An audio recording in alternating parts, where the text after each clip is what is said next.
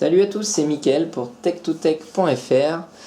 Aujourd'hui, on va parler alimentation, mais surtout testeur d'alimentation.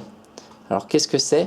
C'est un petit appareil, comme ça, ou comme ça, qui va vous permettre de tester votre alimentation, donc si elle fonctionne ou si elle ne fonctionne pas, mais également qui va vous permettre de connaître les tensions qui sont au bout des câbles de votre alimentation. Donc au bout du 24 pins qui permet l'alimentation de votre carte mère, au bout du SATA, au bout du Molex ou au bout des alimentations PCI Express ou même CPU.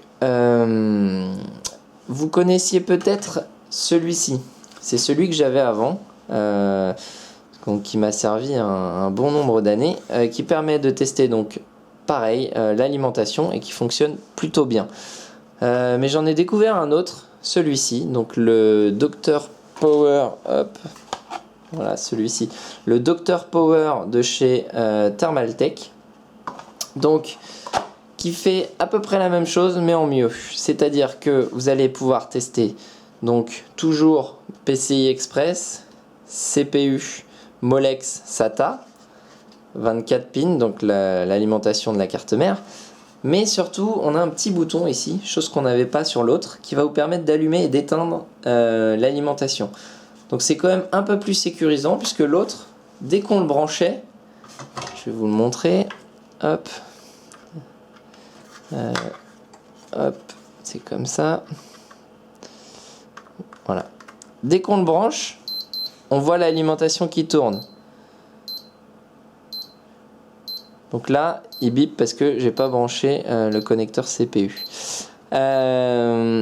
Donc c'est plutôt pas mal, mais je trouve que l'inconvénient c'est que l'alimentation se démarre toute seule et on peut pas donc contrôler sans avoir juste à tirer dessus comme ça. Celle-ci, en fin de compte, on va brancher, donc je vais vous le faire en live. Hop. On va brancher le 24 pins et l'alimentation ne s'est pas mise en route. Par contre, on a bien l'appareil qui s'est mis en route. Sur l'appareil, on va voir, vous le voyez ici, apparaître 24P parce qu'il a détecté que le câble 24 pins est branché. Si jamais on branche ensuite un Molex, hop, on a Molex qui apparaît, donc qui nous permet de savoir ce qu'on a de branché au bout. Et si jamais je branche le CPU, c'est la même chose, on a hop, CPU qui apparaît. Donc comme je vous le disais, hop, il y a un petit bouton ici qui va vous permettre d'allumer l'alimentation. Donc on appuie dessus. Ici, un petit bip qui signale qu'on vient d'allumer l'alimentation. Et sur l'écran, on retrouve toutes les infos des tensions. C'est un petit peu plus clair et un petit peu plus gros que sur l'autre appareil. Donc je trouve ça quand même un peu plus sympa. Et vous voyez, vous avez la référence, donc plus 5 volts, plus 12, plus 3,3 de la tension que ça doit être. Et au-dessus, vous avez la tension actuelle testée par l'appareil. Donc là, il vient de se mettre en veille par sécurité. Il s'allume pas, il reste pas allumé H24. Donc voilà, là on a toutes les tensions pour le 24 pins. Pour passer sur l'un des autres câbles, il suffit d'appuyer sur le bouton qu'on a sur la gauche.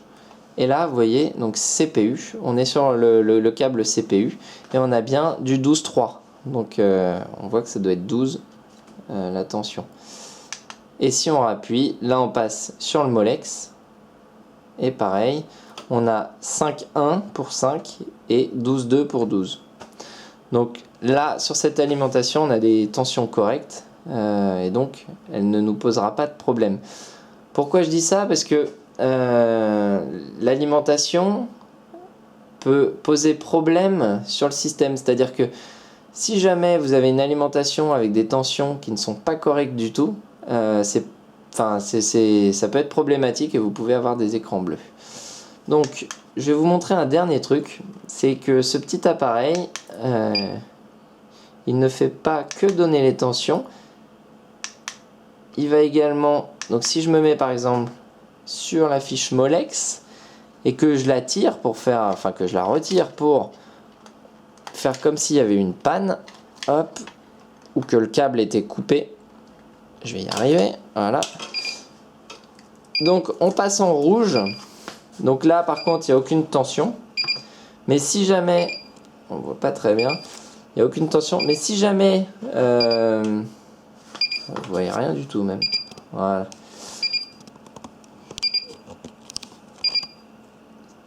Ouais. Et si jamais il y avait une tension trop basse, à ce moment-là, il serait également mis en rouge et à biper pour vous avertir du problème. Donc c'est quand même vachement pratique. Je vous montre très rapidement ce qui se passe. En fin de compte, rien. Mais ce qui se passe si on teste l'appareil sur une alimentation qui ne fonctionne pas. Donc là, le problème, c'est que j'en ai pas trouvé. Je voulais vous montrer sur une alimentation avec des tensions réduites, mais j'en ai pas sous le coude. Celle-ci ne fonctionne pas du tout, cette alimentation, et donc, hop, dans le bon sens, ce sera mieux. Et donc voilà ce qui se passe quand on la branche et qu'il n'y a aucune tension au bout. Donc l'alimentation là est morte, et vous pouvez le contrôler très simplement puisque vous voyez que votre appareil ne répond pas. Donc voilà, c'est aussi simple que ça, c'est super utile. Alors ça marche aussi avec un multimètre, mais je vais vous avouer que perso j'ai pas envie de me prendre la tête à tester les câbles chacun un par un au multimètre, sachant que pour allumer l'alimentation, si on la teste au multimètre, si on veut l'allumer, il faut utiliser la technique du trombone entre le fil vert et le fil noir. Enfin, c'est juste hyper dangereux. Donc l'idéal c'est de prendre donc soit ce petit testeur, donc il est aux alentours de 30 € sur Amazon, soit celui que j'avais avant qui doit être aux alentours de 20 ou 25 €. J'avoue que je sais plus trop. Les deux fonctionnent très bien, mais c'est vrai que j'ai un petit coup de cœur pour celui-ci. Donc voilà, c'était le test du Thermaltake Dr Power 2 sur tech2tech.fr. A bientôt, ciao ciao.